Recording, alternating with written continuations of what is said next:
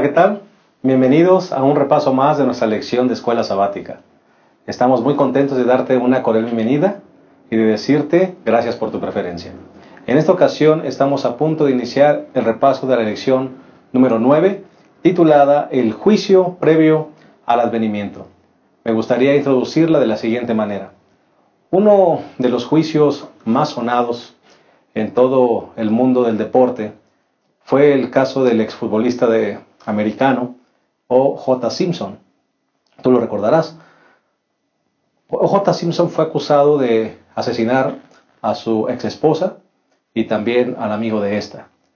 Lo que me llama la atención de este juicio es los elementos que se llevaron a cabo. Por ejemplo, él contrató 9 abogados para defenderse. Invirtió más de $4 millones en su defensa. 133 días duró el juicio y más de 180 personas testificaron ante el juez para que finalmente el 3 de octubre de 1995 J. Simpson fuera declarado inocente. La gente quedó inconforme realmente con este juicio. Toda la gente pensaba que estaba sucio ese juicio. Finalmente, bueno, él quedó libre, pero 13 años después fue acusado y enjuiciado por otro delito y ahí sí fue declarado culpable. ¿Por qué te comento esto? Porque nosotros también estamos en medio de un juicio. Yo no sé si alguna vez he estado en uno, aquí en este mundo, pero quiero decirte que todos nosotros estamos en juicio. Y ante millones de ángeles y seres no caídos, nuestros nombres están siendo juzgados. Y tú y yo sabemos perfectamente que el veredicto de ese juicio es culpables. Bendito sea el Señor, que tenemos una gran esperanza. El abogado y juez de este juicio es nuestro Señor Jesucristo. Y te digo una buena noticia, este abogado no pierde ningún caso. Y lo único que requiere de nosotros es amor, obediencia y fidelidad. De esto vamos a hablar en esta ocasión. Vamos a hablar justamente de ese juicio que se está llevando a cabo en el reino de los cielos. Le damos la bienvenida, como cada semana, a nuestros dos colegas y amigos, el pastor Isidro López y el pastor Abraham Ramírez, que son los que nos acompañan semana a semana. Pastor Isidro, bienvenido. Es un gusto estar aquí para poder tener el repaso de la lección de escuela sabática, que ha sido encantadora, muy desafiante, sí, pero muy buena. Definitivamente. Muy atractiva. Llegamos a la parte del juicio, pastor, una parte medular. El juicio previo al advenimiento justamente es una de las partes que todos nosotros como adventistas debiésemos conocer y conocer bien.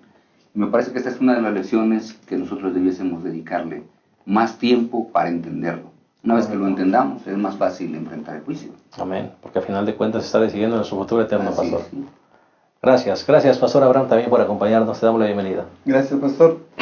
Ya recuperado de la tos. Ya. El pastor Abraham es un poquito malito de la tos, como ustedes se habrán dado cuenta, pero ya está al 100%. Recuperado, gracias a Dios.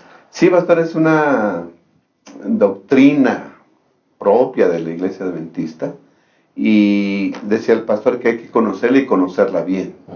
Porque cuando se menciona la palabra juicio, a muchos les da miedo, ¿no? Sin embargo, esta lección nos dice que el juicio es confianza, esperanza, vindicación, es positivo para el creyente en Cristo Jesús. Amén. Y lo vamos a ver. Amén. Gracias, pastor. Vamos, como cada semana, a sugerir un bosquejito de nuestro estudio. Si les parece bien, vamos a compartir con ustedes estos 3 puntitos. El primer punto, pastor Isidro, ¿cuál sería? Bueno, nosotros tenemos que entender bien lo que es el juicio preadvenimiento o el juicio investigador. Ese es el primer punto que tenemos que discutir y que tenemos que estudiar. El juicio investigador o preadvenimiento, como también se le conoce. Correcto. Pastor Abraham, segundo puntito, ¿cuál sería? El segundo punto sería, pastor, el inicio y el final del juicio previo al advenimiento, el juicio investigador. ¿Cuándo empieza? Cuando concluye. Muy bien. Eso es importante, yo creo. Es importante conocerlo. Y el tercer punto, si les parece bien, confianza en el juicio y en el veredicto.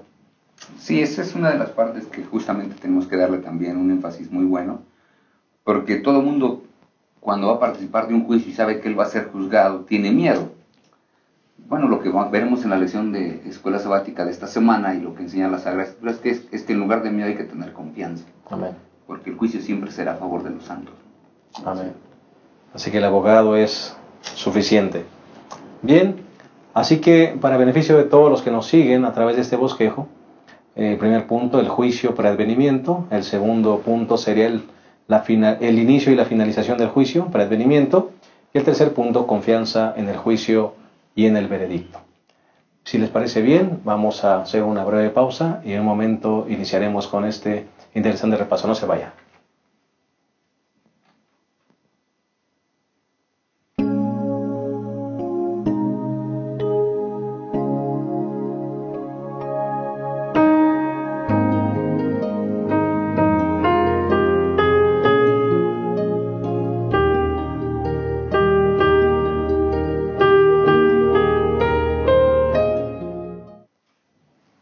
Estamos a punto de iniciar el desarrollo de la lección número 9, el juicio previo al advenimiento. Si les parece bien, antes de iniciar el repaso, vamos a hacer una oración. Les invitamos a nos acompañen, por favor, y se unan en esta plegaria. Cariñoso Padre, queremos colocarnos en tus manos. Una vez más, queremos demandar de ti sabiduría, para que todo lo que compartamos pueda ser dirigido por tu Espíritu Santo y pueda ser de acuerdo y conforme a tu voluntad. Bendícenos, Señor, en el desarrollo de esta lección, que pueda ser de edificación para cada uno de nosotros y para todos los que nos escuchan. En el nombre de Jesús. Amén. Daniel capítulo 7, versículo 10 nos dice: un río de fuego salía delante de él, miles de millares le servían, millones de millones asistían ante él, el tribunal se sentó en juicio y los libros fueron abiertos. Pastor Isidro, Pastor Abraham, se nos presenta una escena muy clara de juicio, ¿verdad? Inicia el juicio y vale la pena, pastor, resaltar qué es lo que sucede, por qué se da, ¿verdad? ¿Ante quién se hace este juicio? Es una de las partes importantes que nosotros debiésemos recordar en este juicio que nosotros llamamos el juicio investigador o preadvenimiento, ¿verdad? Porque ese es el asunto importante que nosotros debiésemos recordar. Ahora, nosotros tenemos que recordar lo siguiente: ¿qué significa que sea un juicio previo al advenimiento? O el juicio investigador, como también le hemos llamado. Tenemos que recordar que cuando el Señor Jesucristo venga, de acuerdo a lo que dicen las Sagradas Escrituras, Él vendrá a darle a cada uno conforme a lo que hizo, ¿verdad? Eso es una de las cosas que se mencionan en las Sagradas Escrituras una y otra vez. Así que viene por unos, de acuerdo a 1 Tesalonicenses, capítulo número 5, dice que viene unos y ¿qué cosa? Unos van con él y otros simplemente quedan desaparecidos. Entonces la pregunta es, ¿y cuándo es que esto se hizo? ¿Cuándo es que esto se hizo? Porque es cierto que Dios conoce todo, pero debió haber habido un momento en la historia en que se tuvo que haber hecho una investigación para que los justos realmente fueran justos, declarados justos, y los culpables realmente fueran declarados culpables. Así que eso nos lleva a aceptar que hay un juicio previo al advenimiento, que es esta escena que está aquí en el libro de Daniel capítulo 7 y versículo número 10. Un juicio que presenta toda una escena muy interesante de un juicio que, en primer lugar, si nosotros leemos el capítulo número 7 y el versículo número 10, dice que hay millares y millones de millones que asisten delante de él. Y entonces hay algunas personas que dicen, ¿y tantos millares le sirven? Bueno, tenemos que aceptar que en esta escena de juicio, esas personas son asistentes a ese juicio que se está realizando y que quieren conocer si lo que se da como veredicto final en ese juicio es justo. O sea, es un juicio público, pastor. Así es un juicio público. Vamos a usar esa expresión, es un juicio público. Los ángeles tienen que tener la seguridad de que el veredicto es justo.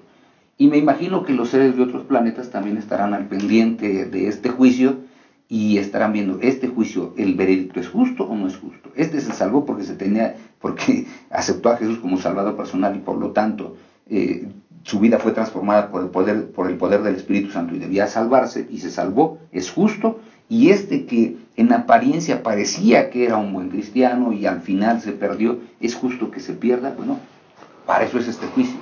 Y tiene lógica, además, pastor, porque fueron los ángeles en el cielo los que también fueron engañados, ¿no es cierto? Sí. Por Lucifer, así que... Este asunto, la necesidad de un juicio, es porque existe el pecado. Ujú. Y porque al inicio de toda esta rebelión de Satanás se puso en entredicho el carácter de Dios. De la de juicio. Ujú. Así que entonces es necesario este juicio para salvación de los que creen en Cristo Jesús y para vindicación del Amén. carácter de Dios. Ujú. Entonces es importante esto. En todo proceso judicial de Dios debe haber una fase de investigación. Y aquí podemos ver claramente, en los ejemplos que vamos a mencionar a continuación, cómo es que el juicio es para salvación. En el primer pecado, Adán y Eva, Dios viene y les pregunta, ¿dónde están? ¿Qué han hecho? Es una fase de investigación. Ujú. Ellos creo que no responden conforme a lo que esperaba Dios. Ellos tratan de justificar sus faltas, echando la culpa a otros. Entonces viene el veredicto. A Caín también se le investiga, ¿dónde está tu hermano? Pues a mí qué me importa, ¿no? O sea, si las respuestas hubieran sido diferentes, si cuando se enjuicia y Dios le pregunta, si Dios investiga y le pregunta, ¿qué estás haciendo? Señor, pequé. Es que siempre es difícil aceptar, pastor, Exacto. decir la verdad. Perdóname. Es en el juicio investigador, en la fase investigadora, donde se demuestra la respuesta que tiene el hombre hacia la intención de Dios de salvarlo. Si el ser humano dice no me interesa, pues ahí se marca el rumbo de su futuro. Pero si una persona arrepentida, Señor, estás investigando porque me amas. Estás investigando no para destruirme, estás investigando para salvarme. Bendito sea tu nombre, Señor, sálvame. Es una respuesta que creo que Dios espera de cada uno de nosotros. Por eso, siempre que Dios entra a un proceso judicial, hay una fase de investigación. Sí, y en esta fase de investigación, si nosotros leemos nuevamente el capítulo número 7 y el versículo 10, dice, el tribunal se sentó en juicio y los libros fueron abiertos. O sea, ¿por qué se abren unos libros? Porque son los registros. Entonces, lo interesante es, aquí no está mencionado en este momento ningún ser humano, ¿verdad? Así que ¿para qué se abren los registros? O los libros, ¿para qué se abren? Pues para que esos millares de millares y millones de millones Que anden convencidos. pues puedan ver los registros. Ellos tendrán el privilegio de ir a los registros Acceso. y decir, ah, sí, con razón, este se perdió. Porque el carácter de Dios debe ser vindicado ante todos esos ángeles, millares de millares y millones de millones, que quedaron fieles. Y ante todos los seres que habitan otros mundos, que también son fieles. Y que en un momento determinado dijeron, oye, ¿será que Dios sí es justo? Bueno, ya se dieron cuenta que sí es justo, desde que permite que su hijo venga, muera en la cruz del Calvario, y se dieron cuenta de la bajeza de Satanás y de la justicia de Dios. Así que entonces ellos pueden tener acceso a esos libros. Hay diversos libros, la lección por lo menos menciona 4 libros, en donde está el libro de la vida, donde está también el libro de las memorias, los libros de las acciones, que me parece son libros donde se podrá verificar. Ese libro de las acciones, pues a ver si las acciones que están aquí registradas son correctas. porque justamente el sabio Salomón dice, Dios traerá toda obra a juicio, la cual será sobre toda cosa oculta, sea buena o sea mala. Y entonces, ¿dónde están? Pues en los registros celestiales. Y los millares de millares que están mencionados aquí, los millones de millones, podrán verificar ahí. Pastor, el pastor ahora mencionaba una parte muy, muy interesante, esos juicios que se hicieron, por ejemplo, con Adán y Eva, preguntándoles dónde están, quién les dijo que estaban desnudos, con Caín. Pastor, pero entonces viene esa parte interesante cuando Dios pues lleva al sacrificio, el cordero, ellos mismos lo degollan, y entonces aparecen ahora como inocentes. Pastor, ¿eso es parte de lo que va a suceder, está sucediendo ahora? Pues sí, porque recordemos que nosotros ya hemos visto en ocasiones anteriores que el pecado en el santuario terrenal se transfería a la víctima. Y entonces si se transfería a la víctima era culpable y la víctima moría. Y entonces la sangre tenía dos funciones. La sangre, por un lado, limpiaba, ¿verdad? ¿A quién limpiaba? Limpiaba al pecador, pero contaminaba el santuario. O sea, tenía dos funciones la sangre. A veces nada más pensamos que tiene la función de limpiar, sí. Limpiaba al pecador, pero contaminaba el santuario. Entonces, ¿qué está haciendo ahorita nuestro Señor y Salvador Jesucristo? Lo mismo. Nosotros estamos... El Señor dice que Él cargó el pecado en Él de todos nosotros. Así que ¿a quién le transfirió mi pecado? Pues al Señor Jesucristo. Él es el que lo cargó de la misma manera, ¿no? Pastor, el tener conciencia de un juicio ayuda para salvarnos. Claro. O sea, si me están investigando, yo voy al único que puede borrar mis pecados, que es Cristo Jesús. Por eso le debemos dar gracias a Dios, porque estamos en un juicio previo al advenimiento. Cuando venga Jesús, se va a dar la sentencia. Claro. Y entonces estamos en un juicio previo al advenimiento y tenemos esperanza de salvación por lo que Jesús está haciendo por nosotros en el santuario celestial. Porque al final de cuentas, Adán y Eva, ¿qué argumento tenían, pastor, para probar el juicio? No tienen ningún argumento. Solamente pedir perdón. Sí, por eso es que hay un párrafo de Leonard White que dice que nosotros no podemos contestar las acusaciones del diablo contra nosotros. Después agrega, solo Cristo puede presentar una intercesión eficaz a nuestro favor. Y termina diciendo la cita, Él puede acallar a nuestro acusador con argumentos basados en sus méritos, no en los nuestros. Qué maravilla. Por eso es que es lo interesante desde el juicio. En el juicio no se presentan mis méritos, porque las acciones que quizás estén en los libros sean terribles. Pero también tenemos que aceptar que a un lado aparece perdonado por la sangre de Cristo. Amén. Qué maravillosa cita, pastor. Ha leído y con esto podemos cerrar con broche de oro este primer segmento.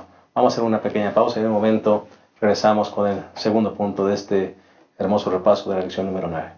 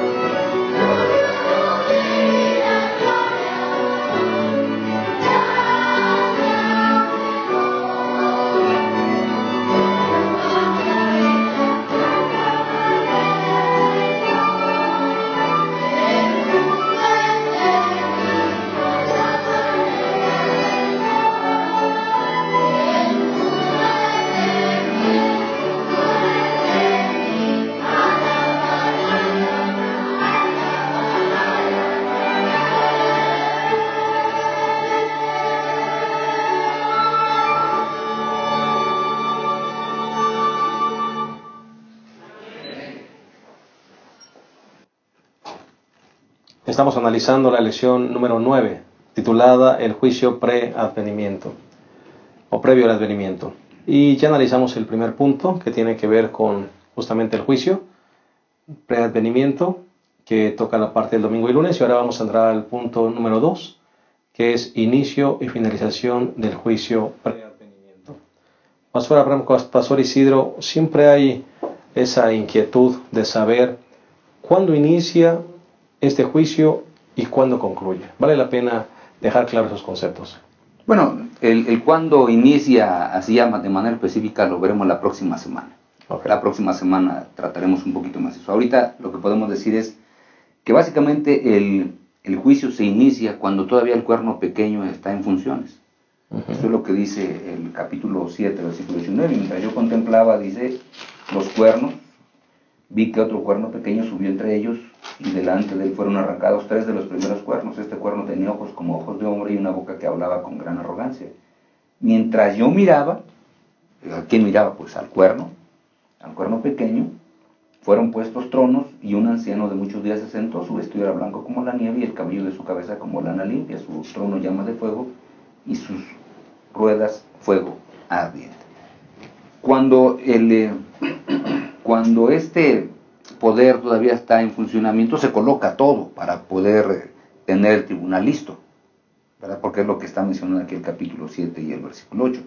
Si nosotros vamos un poquito más adelante en el capítulo número 7 también, y el versículo número 25, cuando está hablando ya toda la interpretación que Daniel da o que le dan a Daniel de la visión, dice, hablará palabras contra el Altísimo, a los santos del Altísimo quebrantará, y tratará de cambiar los tiempos y la ley, y serán entregados en su mano por un tiempo, 2 tiempos y medio tiempo. ¿De quién está hablando que serán entregados en su mano? De los santos. Claro. Así que este periodo es el periodo de los 1260 días, que se inician en el año 538 y terminan en 1798, cuando el general Berthier, enviado por Napoleón Bonaparte, trae preso al Papa. Y ahí es donde es el periodo que está desde 1798 a 1844, que lo veremos la próxima semana, y de manera muy específica en 1844, cuando da inicio este juicio pre-advenimiento. Donde más o menos es ahí donde se le quita el dominio, pastor. Se le quita este dominio que estaba ejerciendo sobre los santos, y llegará un momento cuando el dominio se le quitará por completo, que es lo que dice el capítulo número 7, el versículo 26. Llegará un momento en que sí desaparecerá por completo. Pero mientras tanto, conectando esto con el libro de Apocalipsis, pues hay una herida que se le dará a este cuerno. La herida será sanada, hablará otra vez palabras contra el Altísimo, etcétera, y hasta que llegue el momento cuando desaparezca también para siempre, ¿no? Correcto. Pastor, yo quisiera recordarles que todo esto, el juicio es a favor de los santos. Debemos recordar que estamos en una gran controversia universal. Dios, su justicia, su amor, en contra de alguien que se levantó para calumniar la justicia y la verdad. Y entonces, siempre este enemigo de Dios ha querido destruir al pueblo de Dios. Y parece ser que ahora este cuerno pequeño se convierte en el peor enemigo del pueblo de Dios. Y parece que triunfa y parece que tiene éxito. Dice el capítulo 7 de Daniel, en el versículo 21, vi que este cuerno combatía a los santos y los vencía. Sí, aparentemente tiene éxito. Sí, y quiere destruir al pueblo de Dios. Sí. El juicio es a favor. O sea, el juicio es lo que Dios hace en contra de este poder para justificar a su pueblo, para proteger a su pueblo y para salvar a su pueblo. El versículo 25, hablando acerca de ese mismo cuerno que ya se leyó, hablará palabras contra el Altísimo, se atreve a hablar en contra de Dios. A los santos del Altísimo quebrantará y tratará de cambiar los tiempos y la ley. Es decir, es un poder que busca la supremacía mundial, la logra hasta cierto punto, pero solamente hasta cuando Dios le da permiso de hacerlo. Todo esto, dice, hasta, Ujú. ¿sí? Y serán entregados en su mano por un tiempo, 2 tiempos y medio tiempo. Nosotros conocemos la profecía de los 1260 días, como ya dijo el pastor, que empieza en el 538 y termina en 1798. Así que esos 1260 días, años proféticos, está el poder muy fuerte de ese cuerno pequeño. Pero llegará el día cuando Dios dice, ya es hora. Hasta aquí. Hasta aquí llegas, ¿no? Entonces Dios se ve la visión y la imagen de un juicio. Y dice que dice el versículo 26, pero se sentará el tribunal en juicio y le quitarán su dominio para que sea destruido por completo y para siempre. Es decir, ese cuerno pequeño también se le va a enjuiciar. Esa escena de juicio empieza entonces poco después de 1798, poco después de que se acaban el tiempo, los 2 tiempos y la mitad del tiempo. Entonces podemos decir, ¿verdad?, que el juicio investigador inicia poco después de 1798, que ya después lo vamos a... La próxima semana hablaremos un poquito más específico. Un poquito más acerca de eso. Correcto. Pastor Isidro, definitivamente esto puede ser para algunos, puede causar temor, ya hemos dicho el asunto del juicio, pero también estas palabras de Daniel nos dan esperanza, pastor, porque dice que el juicio es a favor de los santos. Exacto, por eso es que nadie tiene por qué tener miedo, que es parte de lo que vamos a ver en el siguiente segmento. La persona que tiene miedo es porque no ha entendido para qué es el juicio.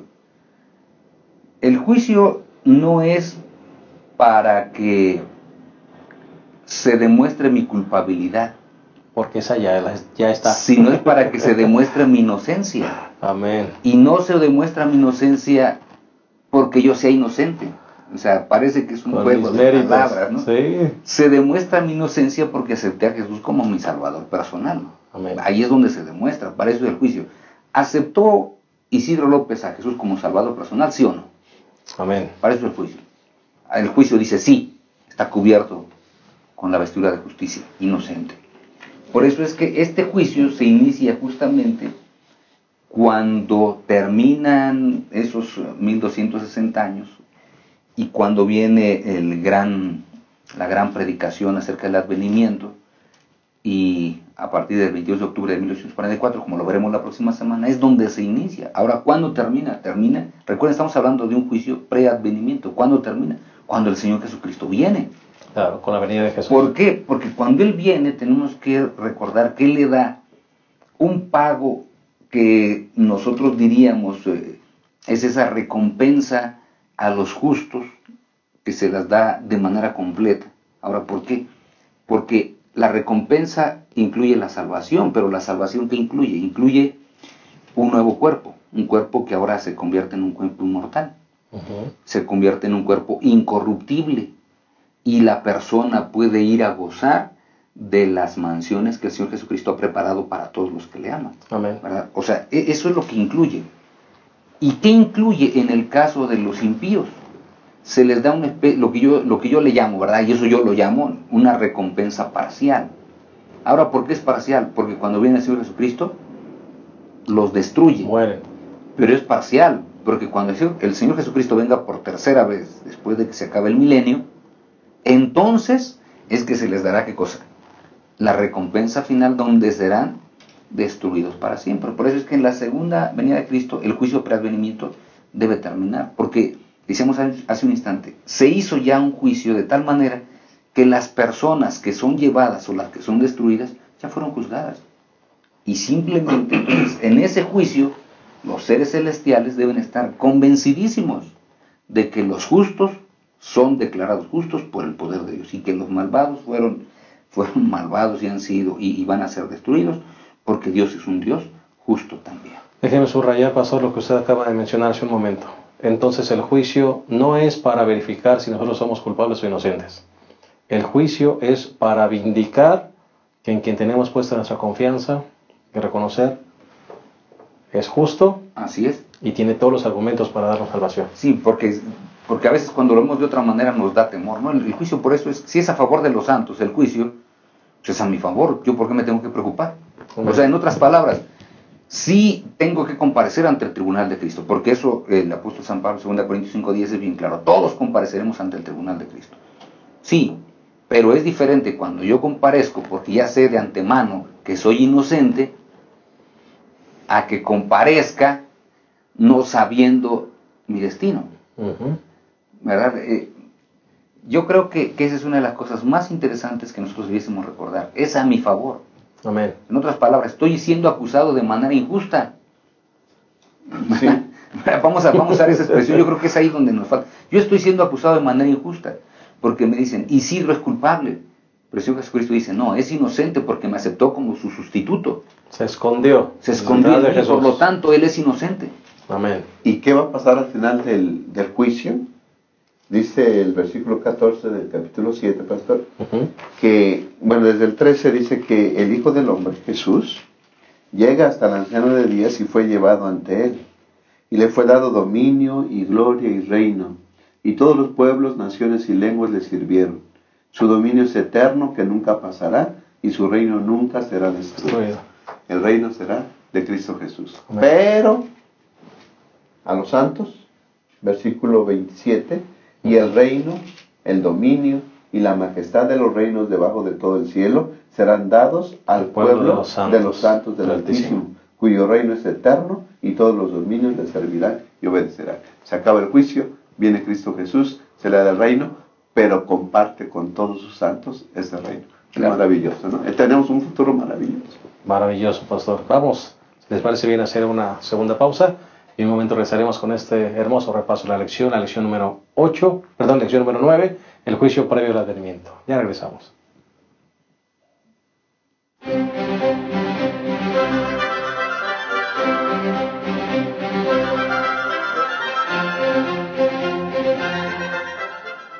Entramos a nuestra tercera y última parte de este hermoso repaso de la lección número 9, el juicio previo al advenimiento. Pastor Abraham, Pastor Isidro, hemos hablado mucho y hemos repetido muchas veces que el juicio no debe causarnos temor. Pero hay un texto, pastor, en el Salmo 7, versículo 8, donde David, ese hombre que nosotros conocemos lo que hizo, justamente sus pecados, dice, juzga, Señor, a los pueblos, júzgame conforme a mi justicia y a mi integridad. ¿Por qué el rey David, regularmente cuando alguien se sabe culpable, no quiere que lo juzguen? Aquí encontramos a un hombre que le pide a Dios que lo juzgue, pastor. Obviamente, aquí hay algo que debemos nosotros entender. Bueno, justamente, otra vez volvemos a decirlo con lo que terminamos el segmento anterior. Si el juicio es a mi favor, pues yo tengo que pedir que Dios me juzgue, porque ya sé cómo voy a ser declarado. El gran problema es que yo tengo miedo. No sé de dónde aprendimos a tener miedo al juicio. Yo quisiera ilustrar esto con una ilustración que acabo de leer. Estaba leyendo un libro sobre el Apocalipsis. Y entonces dicen que estaba un muchachito y la mamá vio que estaba leyendo un libro de historietas. Y entonces el muchachito le daba vueltas a las páginas y de pronto decía, si supieras lo que yo sé. Y seguía leyendo, ¿no? Y volvió a decir otra vez, si supieras lo que yo sé. Y seguía dándole vueltas a la historia, a este libro de historietas, y seguía repitiendo, si supieras lo que yo sé. Y entonces la mamá que lo había estado contemplando, que estaba bien entretenido leyendo el libro, se acerca y le dice, hijo, ¿por qué has mencionado varias veces si supieras lo que yo sé? Y entonces el niño le dice, bueno, es que yo leí el final, así que ya sé en qué termina. El juicio es más o menos eso. Así es. Tenemos que tener confianza porque si supieras lo que yo sé, ¿no? Yo sé que voy a ser declarado inocente, ¿por qué tengo que tener miedo? El que me acusa es el diablo. Hay una cita de Elena White donde dice, en la última parte de la lección, Profetas y Reyes, página 430, dice, los declara tan merecedores como él mismo de ser excluidos del favor de Dios. Y ahora fíjense lo que dice, sin embargo, aunque los seguidores de Cristo han pecado, no se han entregado al dominio de los agentes satánicos. Se han arrepentido de sus pecados, han buscado al Señor con humildad y contrición, y el abogado divino intercede en su favor. Si supieran qué cosa, Si supieran lo que yo sé. O sea, yo sé que mi final es glorioso, el final tuyo es glorioso, el del pastor es glorioso, el de todos los hermanos que nos observan es glorioso, porque ese es el final. Eso es lo que nos dice el juicio previo al advenimiento. Si supieras lo que yo sé, oye, yo sé que vamos a ser salvados. Entonces, ¿por qué tengo que tener desconfianza? Por eso es que David se atreve a decir, Señor, ¿sabes qué? Júzgame. Júzgame. Porque estaba escondido. Así es, porque en esa esperanza. Porque tu veredicto va a ser a mi favor. Amén. Pastor Abraham. Creo que el ser juzgado y señalado no es cómodo en ningún momento. Y más si sabemos que sí lo hemos hecho. Que somos culpables. Y Satanás no descansa. De día y de noche nos está señalando, nos está culpando. Y lo peor es que no necesita decir mentiras para acusarnos, porque lo son. Pero aquí viene nuestro héroe, nuestro hermano mayor, nuestro Salvador, el que murió por nosotros. Y calla a Satanás. Y reprende a Satanás. Quítate de aquí, Satanás. Pero ellos han pecado, ¿sí? Debían morir por ellos en la cruz del Calvario. Pero es que hicieron esto. Aquí está.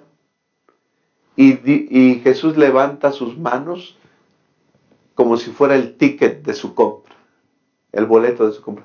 Yo ya morí por ellos, yo ya los compré. Así que, ¿qué problema hay? Con el juicio.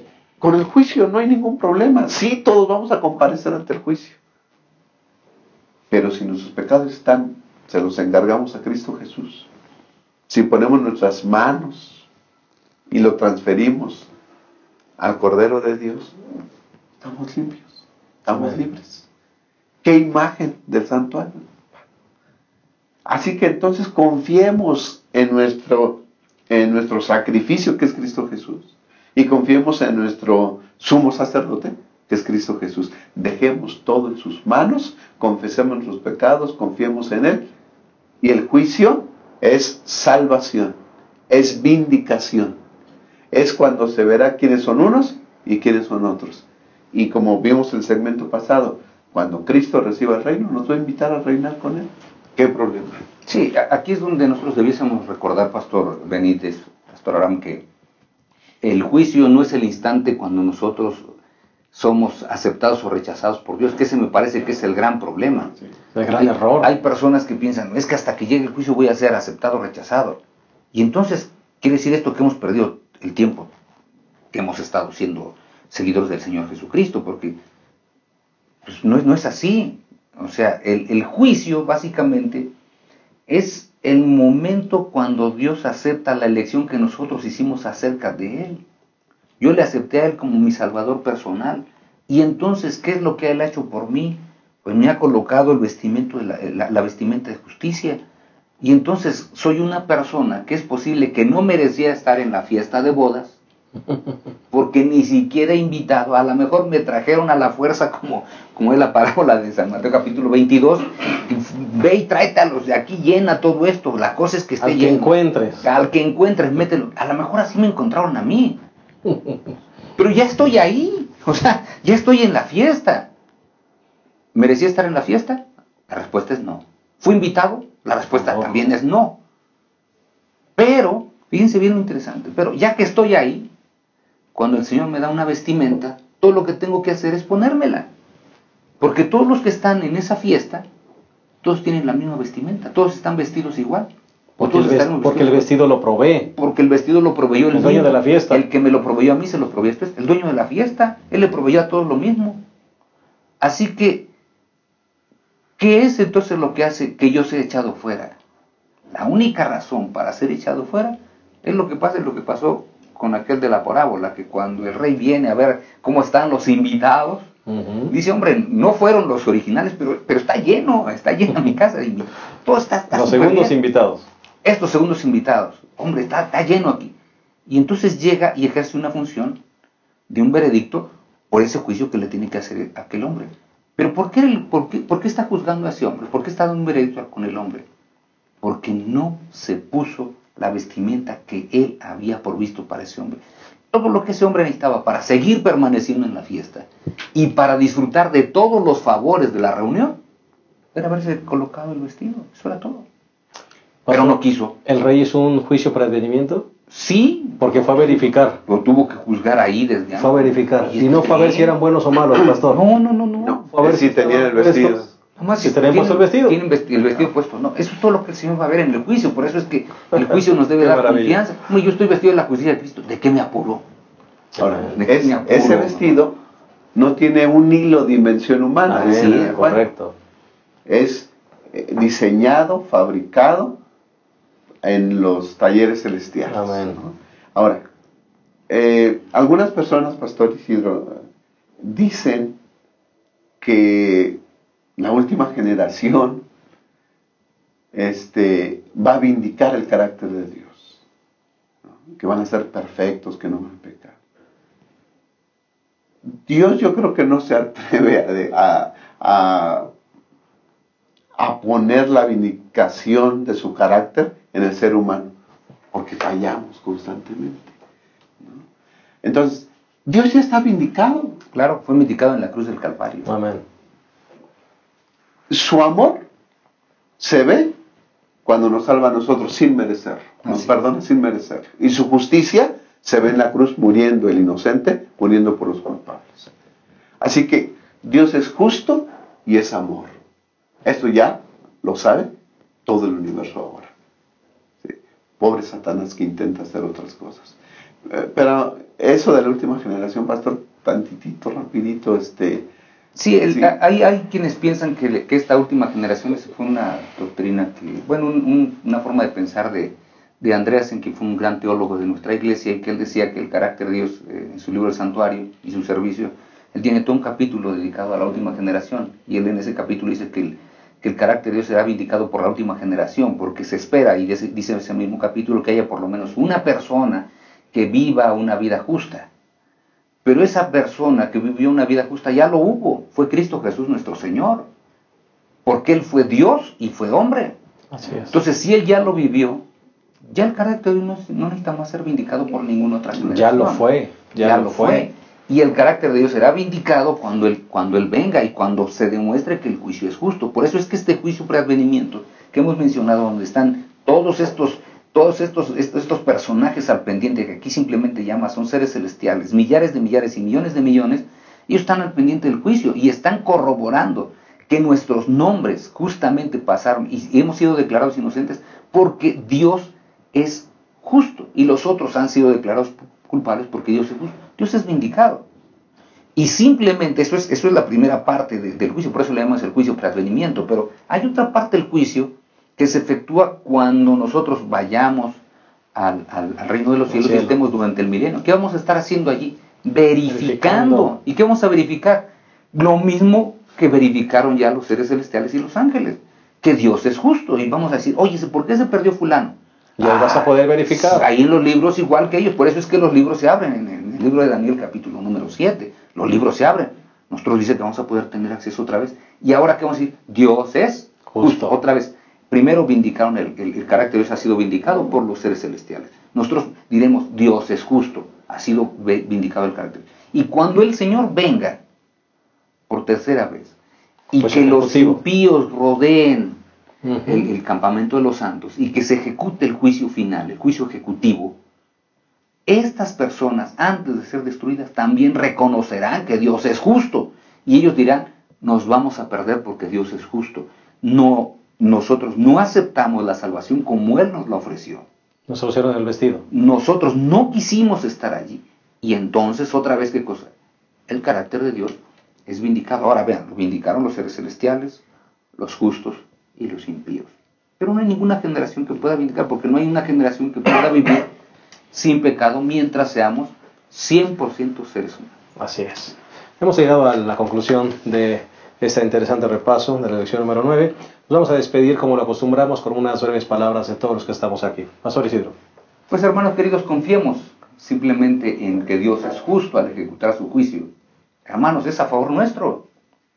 Y si es a favor nuestro, yo solamente te pido, confía en Dios, porque justamente tú y yo un día seremos declarados inocentes para la honra y gloria de Dios, y escucharemos las palabras del Señor: venid benditos de mi Padre, heredad el reino preparado para vosotros desde la fundación del mundo.